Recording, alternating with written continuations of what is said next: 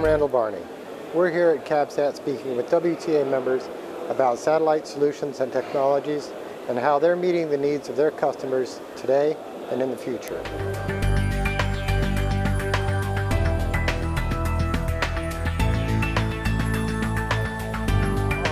Well, this is for sales, of course, the more you know about your customer is better.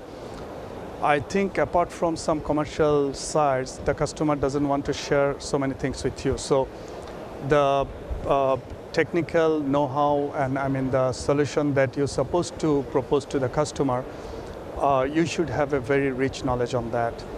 And when we talk about whether you should have all the knowledge, no, I should say I really do not think that anybody can have all the knowledge on the customers. In terms of the customer's reason being with you, first of all, we are a company from Hong Kong, and we have like 7 teleport operators in Hong Kong. So we have to understand why first customer wants to put something in South Asia, and if it is in South or East Asia, why it is in Hong Kong, why not in Singapore, Thailand, or maybe Australia even. So this is one reason, this is one thing we have to understand why they should come to Hong Kong to have their solution. The next thing is when they come to Hong Kong, why you? Because there are 7 other operators. And out of that, you have to have a distinguished characteristic so that the customer is attracted to you. And then when we talk about our strength, we have like a few strengths, which includes we are at the corner of the ocean. We have a very wide view of the set or the teleport. And we literally can see from 30 degree to almost 183 degree. So, and we have number of steerable antenna to move left and right.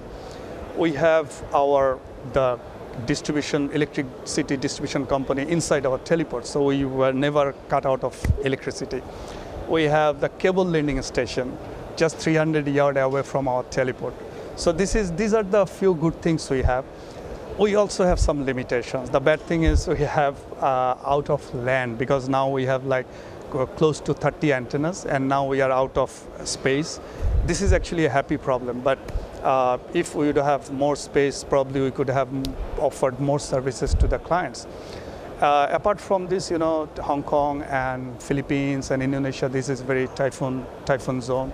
So sometimes the client always think that, oh, this is a very high typhoon area, whether they should have some service from this area or not. But luckily, we have very high wind sustained antennas in our teleport. So we are very, for last 1 decade, it has been like almost 2 or 3 typhoon every year, but we never got cut out of typhoon. We were always survive with the typhoon. And then the other impact is, you have to ask the client that whether they are satisfied with you. You have to be proactive to the clients. If you don't ask, in some study, it's called, I think it's some strategic partner incorporation or somebody, they did a study on this.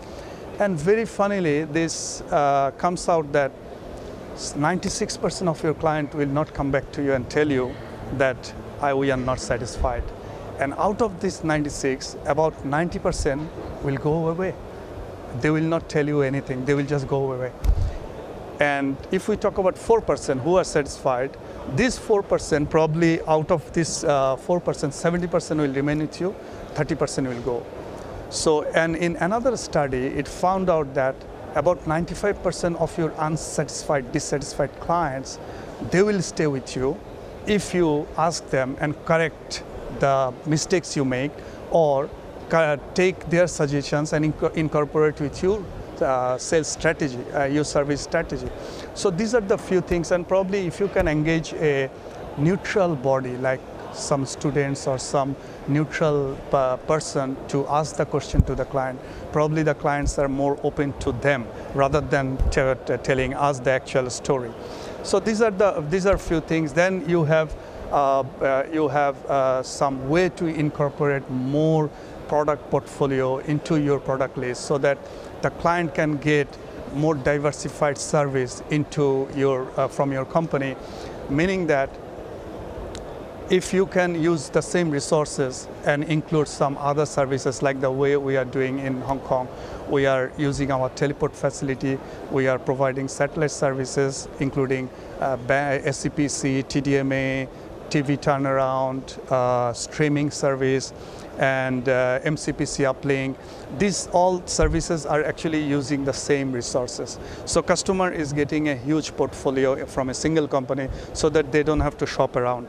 And the other learning we have actually, we have learned from the customers is they will always try to get more service from the same company. Like anything related to satellite, they ask us, hey, you do it? And if we say, no, we do not do it, or you can talk to somebody else, this is something I think really bad for a company. So these are the few things we should address, and definitely you have to understand why the customer should continue with you, and definitely you have to ask questions to the customer.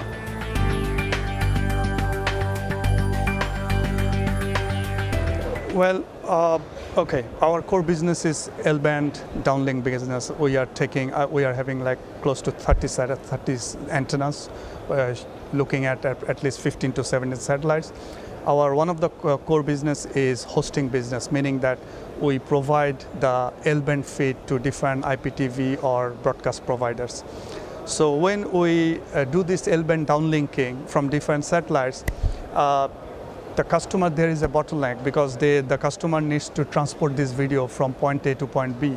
And if they have to use IPLC or satellite bandwidth again to carry this video, which is a very huge content, then it would be very expensive. So this forced us to talk to some kind of new technology, which is a transport of video from point A to point B worldwide using the public infrastructure. So then we had to talk to a few companies from Europe, from Middle East, from South Asia, and then we have given them a solution that, okay, now you don't have to use IPLC or you don't have to use satellite to carry your content. Rather, you use simple public internet and your video quality is guaranteed from point A to point B, encrypted, everything is fine. So this is one good thing we have just included.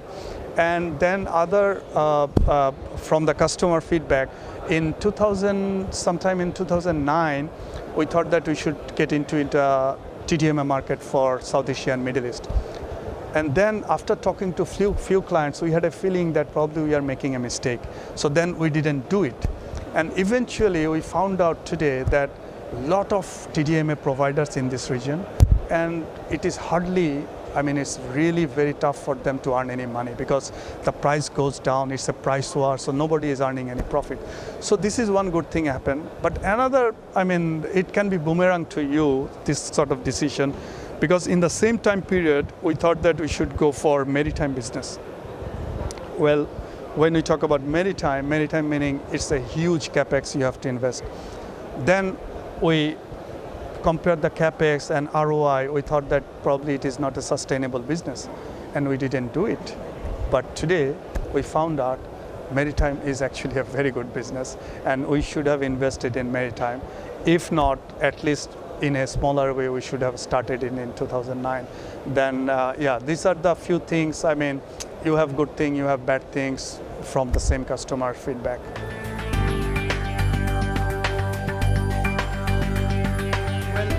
When you are working as a service provider, technology transfer from your knowledge to the customer and in terms of product is very important. So if you really have some good knowledge of customer need, and if your resourceful personnel, maybe one or two, they do not share it with everyone, or they do not create an environment where this knowledge become a common knowledge for everybody, so that every department can know that what is happening, where the market is going, and then you provide a solution to your customer, then you are actually stuck, because you then stuck with only few people, and you literally have to listen to these few people. And as an institution, as a company, I'm sure the shareholders or the owner doesn't want that. We have to have a very smooth, transparent way of transfer of knowledge from top to bottom, so that your company can sustain for a longer term, rather than locked with only one or two people, and when this one or two people leaves the company, you are in a black hole. So probably that is definitely very bad for the company, and you don't want to grow an institution where you want that.